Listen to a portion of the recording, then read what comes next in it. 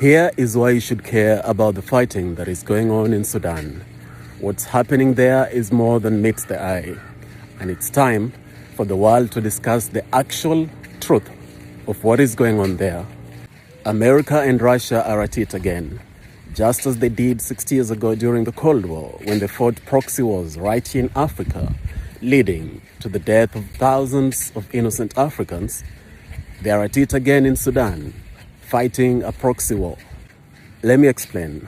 Two factions of the Sudanese military are fighting each other. One of them is led by Lieutenant General Mohammed Hamdan, head of the paramilitary group known as Rapid Support Forces. The other faction is led by the Sudanese Army Chief, General Abdel Fattah al-Burhan. So why are they fighting? This is where Russia and USA come into the picture.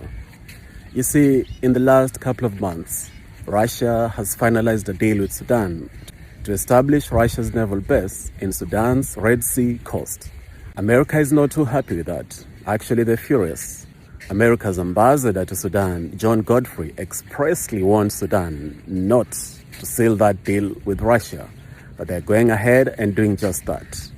And so when the paramilitary unit began fighting the other faction of the army, that wasn't happening in a vacuum. The big problem is that you're not going to hear this in the mainstream media. Neither are you going to hear a lot of African governments voicing this, which is very unfortunate, because Africa must learn to speak its truth and stand on this truth, because truth will set you free. So it is left to the African people, we the African people, to speak this truth and tell America and Russia to get off Africa, to get their hands off Africa. The days of the Cold War, the days of the shenanigans of the Cold War are completely over, and they cannot fight proxy wars in Africa at the expense of innocent African lives. That has to stop. The fighting in Sudan must stop. The puppet masters must stop their evil, diabolic games.